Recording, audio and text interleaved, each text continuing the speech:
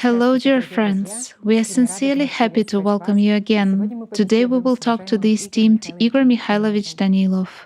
Greetings. Igor Mikhailovich, I would like to begin our conversation with words of gratitude because under every video, many messages of thanks are addressed to you. People note that in each of the videos, they receive very timely and important answers to their questions. Therefore, thank you so much for your honesty. Thank you so much for your love and inspiration. And people particularly noted a moment in the previous video where you spoke about the creative society and said that in the creative society, there will be all the conditions for every person to be able to implement their talents, because every human is talented. Every human is a true genius. And your associative example with puzzle pieces has been very notable, that every person on the planet is a puzzle piece. All of us are puzzle pieces of one picture, a beautiful picture, a fantastic picture, a true Eden. And we should have been living in such a world for a long time already, but unfortunately, in the consumerist format, these puzzle pieces are mixed up, turned face down, and therefore, we certainly do not have such a picture today that we should have. We were particularly interested in this point, the point of manifesting one's talents. Let's say, how can we actually turn the puzzle pieces to the front side? The thing is that a lot of people, especially those who embark on the spiritual path, find in themselves a mindset that this kind of manifestation and implementation of talents, this kind of self-fulfillment is actually the service to mammon, and they lock up their talents, bury them. So today we would like to sort out this question: is locking up talents a sin or not? The very fact of locking up a talent is a sin. We've already discussed this, but let's repeat it. My friends, the thing is that every person on this planet may be endowed with more than one talent, and all people are geniuses. As a matter of fact, locking up these talents is a sin. Why? Because we, the entire humanity, are designed in such a way as to complement each other. This is really so. We should be one community, one unit. Everyone's talent complements the talents of other people, and together we will then be able to do much more than we do now. That's the whole point. In other words, people should be dependent on each other in order for everything to flourish and for us to develop as fast as possible, let's say, into a single community, in science, in creative arts, and in self-development first and foremost.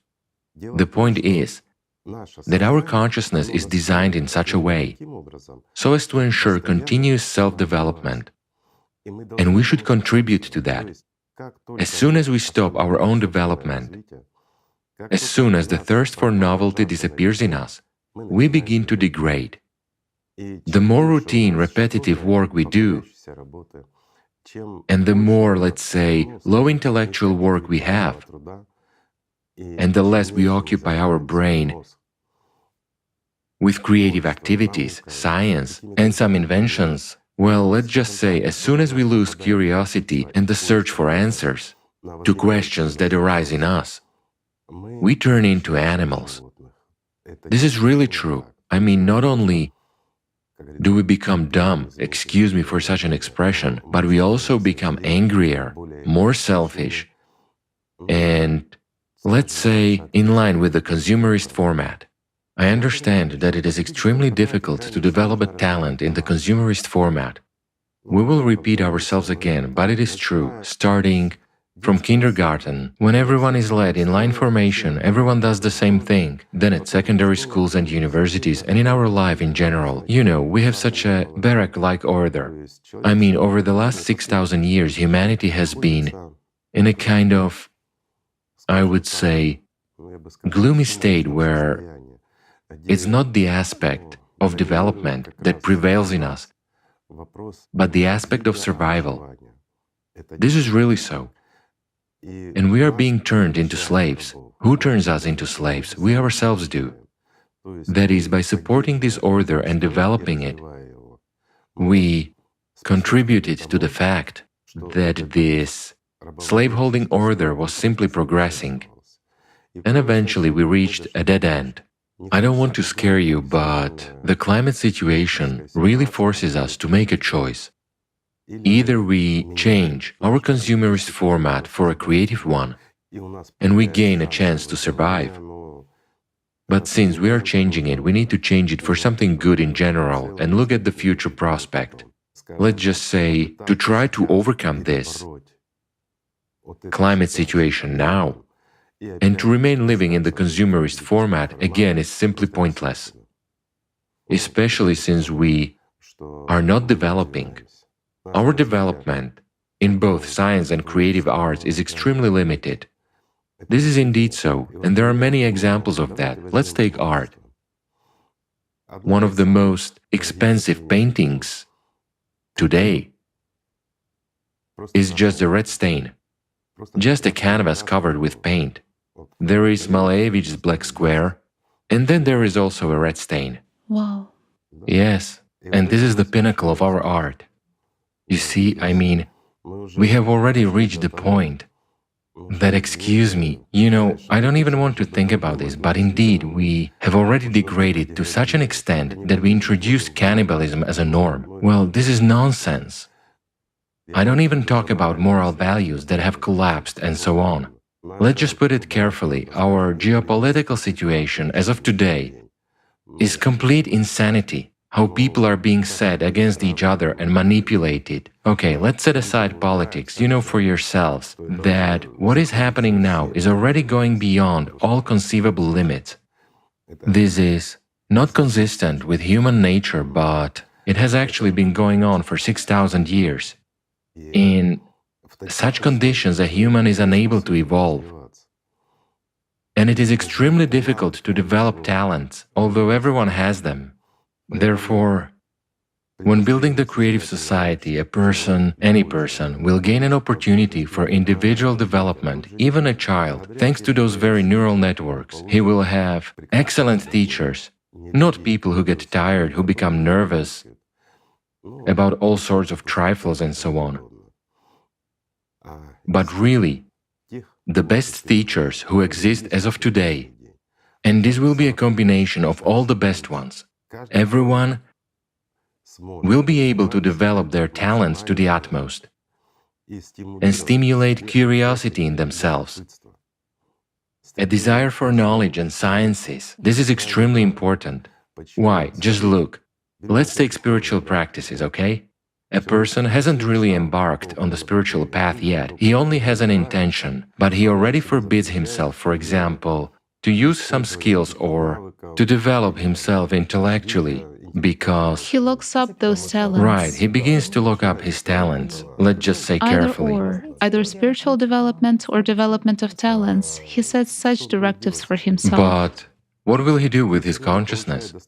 If he doesn't get enough information, I would compare this to a person who goes to a gym. If you do not fully load your muscles, you go to the gym in vain.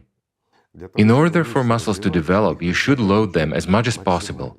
Then you will develop them, right? Yes, exactly. Thus, it's a natural process, but the only muscle, in quotes, that we humans should load every day, and as much as possible, is our consciousness. If it's not busy, if we haven't loaded it, then sorry, it starts loading us. It creates a lot of problems for us. It begins to cause quarrels between us, to divide, manipulate and trick us. In fact, this is what we face nowadays in our daily life in this consumerist format. Can we, in such a consumerist format, so to say, never mind, we won't delve into this subject, will we be able to find reconciliation with each other? Never. Why? Because the consumerist format itself implies division and manipulation, and it also limits people's development and intelligence. Well, the smarter a person becomes, the more he seeks freedom. This is natural, thus he gains a better understanding of how various manipulative situations take place, how these mechanisms work and much more. He begins to understand. This saddens him. And he already strives for changes, right? What you've said is very valuable, that when a person develops, he seeks this freedom. Of course. Indeed, a lot of people share that precisely in this self-fulfillment, there appears freedom. It would seem, how does spiritual development correlate with the development of a talent? It correlates very much. Why? Because, again, self-learning and self-development is very interesting by itself.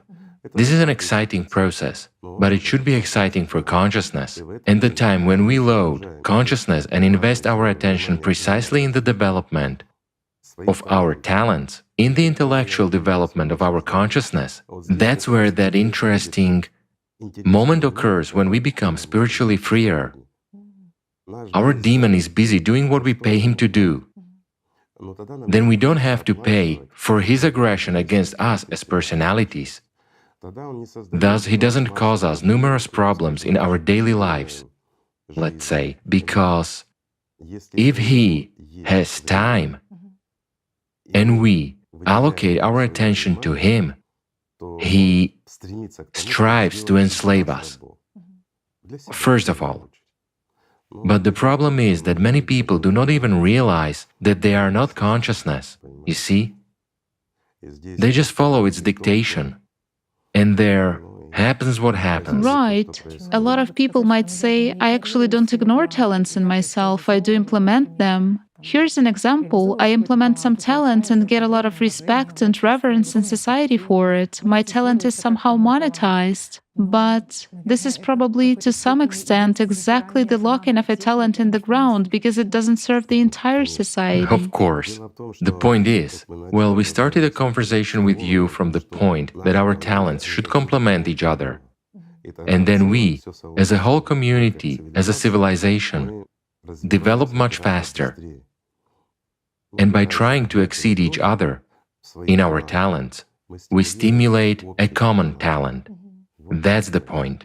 It is very valuable that It's very interesting. no matter how many talents have been given, some people may be given more, others less, but every person is valuable. You understand that everyone is like a cog of a single mechanism, and you can't This say... is true. It would seem there is a person on whom nothing depends. After all, many people say, what actually depends on me? Isn't it so? Yes, exactly. This is both in the spiritual plane and... I'm just an average person. Yes, in the development of the creative society. What depends on me? There are smart people, they do the work and so on. And this very moment of writing yourself off Wow. is a terrible thing. It is, it's like burying yourself alive. Well, what for? This is where I personally have a lack of understanding. How can people get to such a point when their consciousness dictates to them, you're nobody, you cannot do anything, people will manage without you? Well, it seems to me that this is already the lowest form of slavery. There's no other way to put it. When a living person excludes himself from a community,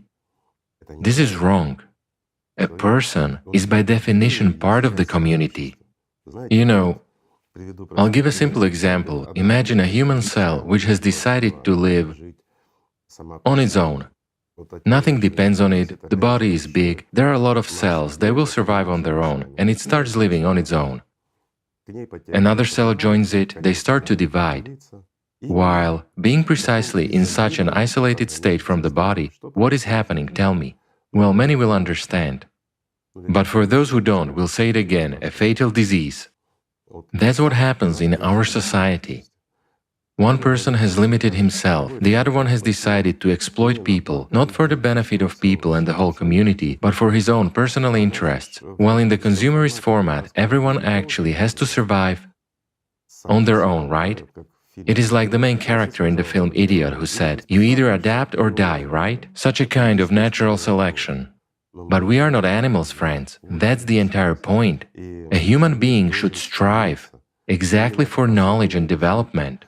Why do we spend so much time on watching TV series or on something else? We have a constant need for new information. But if we load ourselves with unnecessary information, well, we have too much of this unnecessary, really unnecessary information, those very news portals and everything else. I mean, you look at it and all these are tools of manipulation. In the literal sense of the word, I'm not saying you shouldn't watch the news, you should watch it, you should understand and know the situation. It's a must. Why? Such are our times. If we exclude ourselves, From the flow of information, we won't know what is happening. That's also wrong. But you should not waste time on what is empty either. If you have a minute and you can develop yourself a little bit, let's say, at least in creative arts or in science, that would be wonderful, right? Let's take a look at the volunteers of the Creative Society project. Let's give an example of our friends again. Because the people who came, volunteers, they led ordinary lives, and it seemed to them that they could do nothing and knew nothing. Yet how many talents have been discovered in those very creative arts? Yes, they've multiplied them. A lot, right? Yes. Again, they write music, poems and whatnot, and they find good words, right? Or let's take those who went into science. A person was far from science all his life. Eventually, he became interested and I'll digress a little bit. Our consciousness always questions everything. Many people have no understanding of what is happening to the planet. It seems to them, well, yes, the climate is changing, but not that much. If it were really so destructive, our authorities would have told us. We would have been warned. Well, you have to agree. Scientists would have started talking about it all over the world. Isn't that how your consciousness reasons, friends? It is exactly so. At the very least, they say, the planet has been existing for millions of years, so it will continue to exist. It will be enough for my lifetime, right? But there are people who want to get to the bottom of the truth about what is happening, and even in spite of their age, they begin to develop and discover talents in certain fields of science, let's say. Isn't that interesting? And it is also very valuable and interesting when people share how much this talent helps them precisely in their inner self-discovery and unfolding, because at the moment when they implemented this talent, when they worked for other people with great inspiration, those were the moments when many of them experienced real depth of these true and sincere feelings. As well as freedom. Freedom, yes, right. In other words, we always strive for freedom. We've been running around for 6,000 years looking for freedom. Yes. Billions of people have been killed for this illusory freedom. Well, it turns out that it is in you. And it is so pleasant to realize when people say, we understand that a talent is a kind of giftedness, that it's a kind of a gift that is given to everyone. But what is it given for? And when there is an understanding, even in the Creative Society project, people share that if this gift is within them, they have no right to lock it up somewhere or hide it in themselves, that they still have to somehow become active and apply it. That's the point. If you receive a gift, you receive it to be of benefit to the community as a whole. And that's the meaning of these gifts. If a person begins to develop them for his own sake, for purely egoistic purposes, I don't know, for example, to build some corporation, to deceive everybody, to conquer half of the world, it always ends miserably and not in the way a person wished. This has already been proven in practice. But if a person starts to implement his talents for the sake of the entire humanity, well, it is already something completely different. I mean, one can list for a long time those people who, despite the consumerist format, fully and entirely devoted themselves to serving humankind, and we all know them. This is a good example to follow. Indeed, when people, as you say, begin to develop their talents and apply them for the entire humanity, devoting themselves completely to serving the spiritual world by serving humanity, they experience true freedom, joy, and love, God's love. And this means a lot. Igor Mikhailovich, I would like to voice one more question from our viewer. Recently, I've been worried about one question. I notice that I'm becoming more and more introverted, more and more distant from people. There is some reluctance to come out of my shell. I want to be in love, in feelings, in the true home, in peace. I do not want to strain my consciousness. It is difficult to make it function actively. Can this be another trick of consciousness, its new strategy? Because every time I watch the videos where you say that it is necessary to communicate with people to bring them knowledge, this question inside me becomes more and more acute. And the further it goes, the more acute it will become. Eventually, consciousness will begin to reject it.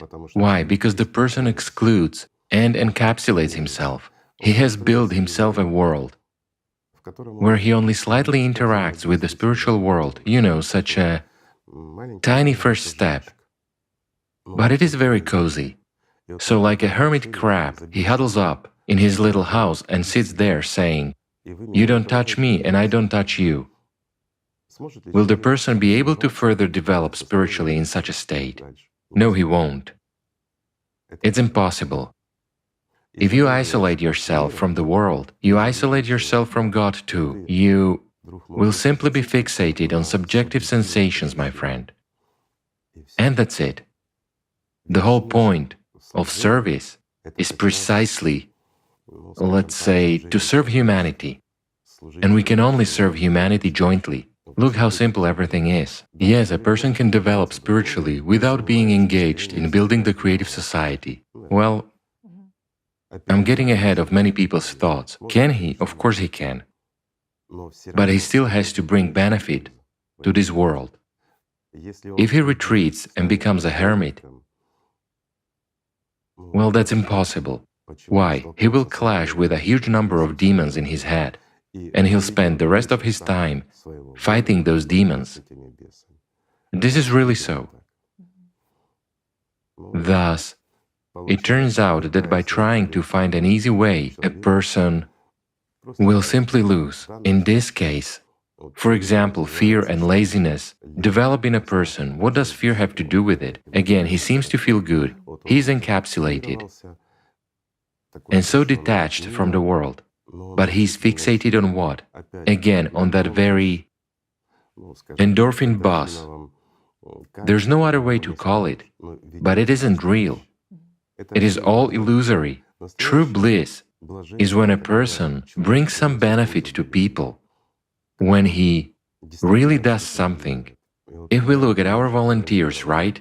When they don't sleep for several days and nights. After all, this actually happened, and more than once, my friends. I'm disclosing the backstage secrets. So they shine. They really shine with happiness because they are doing something for you, something good and meaningful. But again, friends, for clarity, it doesn't mean you shouldn't sleep. A human should sleep. And you shouldn't follow such extreme examples, when people don't sleep while doing something for people. Well, that can damage your health too. However, there are situations when people, no matter what, no matter how tired they are, in spite of our routine life and so forth, they become entirely immersed in serving people. And that's an important point. But it shouldn't continue on a regular basis. Why? If you ruin your body at an early age, what will be afterwards, right? That was a side note, sorry, a doctor woke up in me, but this is true. On the other hand, again, when people are in communication, when they interact with each other, they overcome a lot of fears and directives of consciousness. They break this very, I would say, essential directive that no one needs you and you don't need anyone. And these directives precisely lead to the fact that a person fixates on himself, even if he is supposedly following the spiritual path. I'm not saying that if a person is somewhere alone, he doesn't develop spiritually. He does. But when you detach yourself from the world, you also detach yourself from God, my friend. Remember this. Therefore, these states most often occur when a person, without understanding this, tries to remain in this state of bliss, but it is a false bliss. Look carefully. A simple example, go outside, do something. It doesn't matter what, just go to a store. Even if you don't need to buy anything, walk among people, and you will realize that you are very much distracted, and your bliss simply disappears. If it disappears, it is false. And if, God forbid, some incident happens, and the person gets a little frightened, that's it, there's no trace of that bliss or whatever else. Well, this isn't bliss, these are fears that were rooted in childhood in a person, which come into effect when a person really comes into contact with this on the spiritual path. Well, this is bliss. Yes, exactly. At least a slight response from the spiritual world. He tries to preserve it, thinking that this is what he has been striving for. This is his dream and it is coming true, and he is already afraid, to sort of lose it. He is afraid of communicating with people. He sees an enemy in another person, that someone will probably take something away. Well, he doesn't see an enemy, no, he just tries to detach himself. This is a frequent phenomenon, that's what I'm saying. Like a hermit crab, he huddles up in his shell and is afraid to stick his nose out. It means he becomes very convenient for manipulation by Satan himself. What is more, this person does not develop as a rule. He buries his talents, which means that he robs people. By robbing the community, he basically robs God. My friend, what will be your attitude to a person who robs you? Good or bad? That's the answer to what God's attitude will be to such people. You see how simple everything is. It becomes more and more clear, Igor Mikhailovich, why the Prophet Muhammad used to say that the search for knowledge is even a duty of every Muslim, and why Jesus Christ, 2 days before his crucifixion, told people the parable of the talents, where those people who increased the talents given by the master entered the joy of their master, whereas those people who buried their talents in the ground were punished. And today's conversation probably gives a special understanding of how, by implementing these talents for the sake of society and other people, you truly enter into this very inner joy, the joy of God. Let's say you come into resonance with the spiritual world. It's all very simple, my friends. It is just that in this case, with regard to your own talents, never underestimate yourselves. Never listen to your consciousness when it forbids you to communicate with other people, when it tries to remove you from society and turn you into such a loner, preoccupied with lots of problems. You're not alone. You're part of this world, and if consciousness is trying to tell you that you have to survive in this world like a lone wolf, hence your consciousness has already made a plan for your future, and it is obviously not spiritual salvation. That is something you should keep in mind too. Even if it resists, your consciousness, go out, communicate, and you will see that all people, even those who seem to be the worst, are actually good. It's just that life makes them such. Frightening, evil, and inconvenient to deal with. However, we also happen to be like that. When we are controlled by consciousness, you see how simple everything is. When there are more good, kind, and open people in this world, then much more of God's love will come into this world. Then, excuse me, the evil ones will also become kind. Because God's love tames any beast. There is nothing better than love. And it's also the key to every heart. Absolutely right. Therefore, my friends, let's just love each other. Right? Thank you. Thank you so much, Igor Mikhailovich. Thank you, friends. Peace be with you.